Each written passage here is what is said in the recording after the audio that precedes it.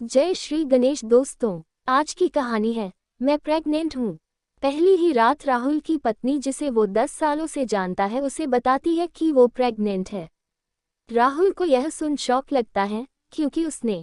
अब शुरू करते हैं कहानी। मेरा नाम राहुल है। मैं करीब 10 साल से एक लड़की को प्यार करता हूँ, निधि को। निधि मेरे घर के पड़ोस में ही रहती है। मुझे उससे पहली नज़र में ही प्यार हो गया था।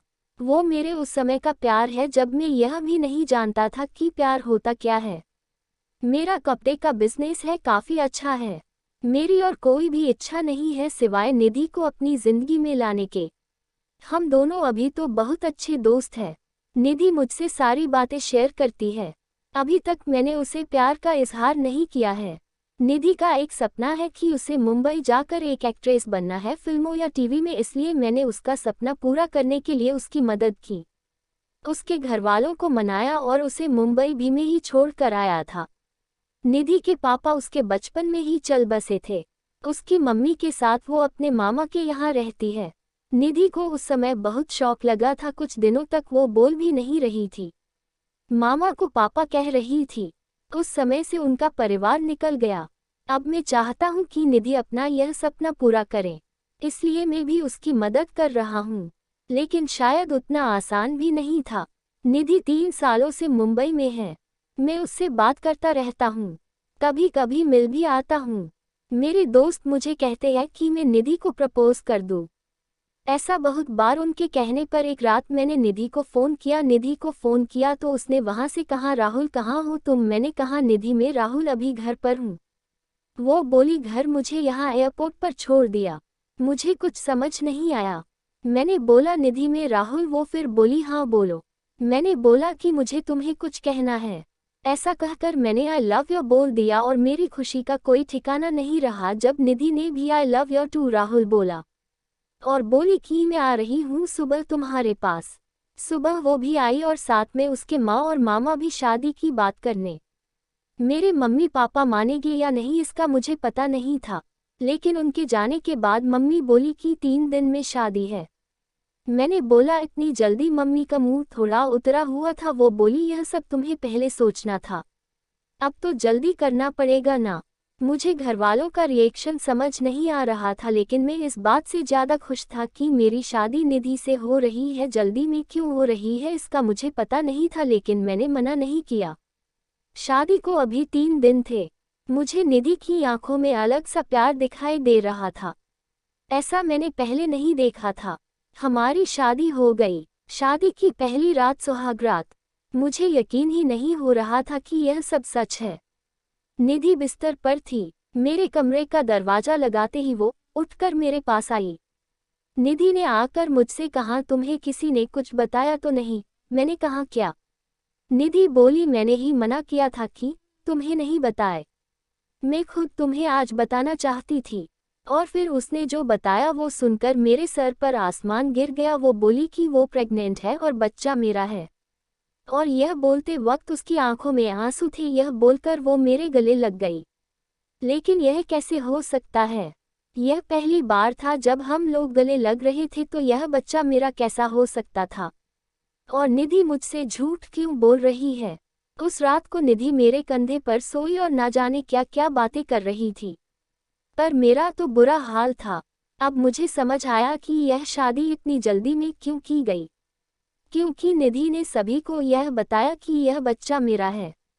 इसलिए घरवालों ने शादी के लिए इतने जल्दी में हाँ कहा। मेरा प्यार निधि के लिए बहुत था। अब मुझे ऐसा लग रहा था कि मैं बेवकूफ़ बन गया। पर निधि जब भी यह बोलती उसकी आंखों में सच्चाई ही रहती। बार बार यह भी कहती कि वो मुझसे बहुत प्यार करती है और वो खुश भी बहुत थी। मैंने यह सब 2 महीने तक देखा। इस दौरान मेरे मन में ना जाने क्या क्या चल रहा था। फिर एक रात मैंने निधि को कहा कि निधि, यह सब क्या है? यह बच्चा किसका है? वो बोली, राहुल क्या मजाक कर रहे हो? मैंने बोला, निधि तुम मुझे सच बता दो, मैं तुमसे प्यार करता हूँ। यह बच्चा किसका है? मैं इस बच्चे को अपना लूँगा। वो रोने लगी, बोली, क्या बोल रहे हो तुम? मुझे ऐसा समझते हो? क्या कहना चाहते हो? यह तुम्हारा नहीं है। उस रात मेरे सब्र का बांध टूट गया और मैंने निधि को घर से जाने को कह दिया। निधि उसी समय अपने घर रोते हुए चली गई। हमारे घरों में यह बात पता चल गई थी। निधि मेरे प्यार का फायदा उठा रही थी। फिर एक दिन जब निधि अपने घरवालों के साथ डॉक्टर के पास गई थी, तब एक औरत 55 साल की निधि का पता पूछने मेरी दुकान पर आई। मैंने बोला वो उसका घर है पर अभी वो है नहीं। मैंने उससे पूछा आपको क्या काम है। वो बोली कि मैं निधि उस रात एयरपोर्ट से उस दुर्घटना के बाद अचानक चली गई। मैं पूछना चाहती थी कि वो ठीक तो है ना। मैंने पूछा कैसी दुर्घटना। वो बोली एक्सीडेंट मेरे बेटे राहुल का। मैंने पूछा राहुल। वो बोली हाँ मेरा बेटा राहुल और निधि एक दूसरे से प्यार करते थे, दोनों शादी करने वाले थे निधि के साथ में, और राहुल निधि के घर आ ही रहे थे कि रोड क्रॉस करते वक्त मुझे बचाने के लिए मेरा बेटा एक बड़ी बस के नीचे आकर चल बसा। एक्सीडेंट इतना भयानक था कि वो उसी समय चल बसा। निधि वहां से चली गई। मैं यह देखने आई कि वो ठीक है ना। अब मुझे सब समझ आ गया था। निधि जिससे प्यार करती थी उसका नाम भी राहुल था, और उसकी आंखों के आगे वो चला गया। इस बात से उसको इतना सदमा लगा है कि वो इसे मनाने को तैयार नहीं है। वो इस समय सदमे में है और मुझे ही राहुल मान रही है, जैसे बचपन में अपने मामा को पापा मान रही थी। इसलिए उसकी आंखों में सच्चाई दिखाई दे रही थी। मैंने भी ठीक उसी समय उसे फोन किया था और प्रपोज किया था, इसलिए वो इस तरह से बात कर रही थी। उसकी आंखों में जो प्यार है वो इस राहुल के लिए, बल्कि उस राहुल के लिए है। मैंने उन्हें निधि से मिलने नहीं दिया और उन्हें कहा कि आप जाए, मैं उसका पति हूँ, मैं उसका ख्याल रख लूँगा।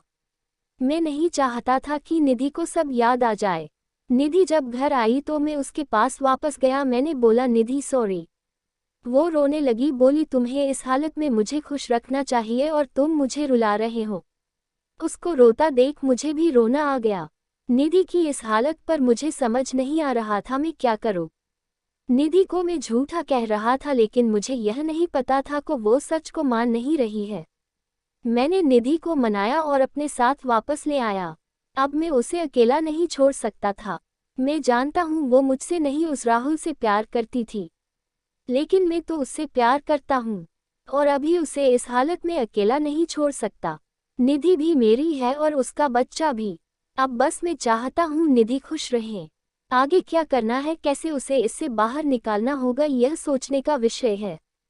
पर मुझे विश्वास है मेरा प्यार निधि को कुछ नहीं होने देगा। आपको कहानी कैसी लगी कमेंट कर हमें ज़रूर बताएं। अगर अच्छी लगे तो प्लीज़ वीडियो को लाइक, शेयर और चैनल को सब्सक्राइब जरूर कर दीजिएगा। धन्यवाद दोस्तों।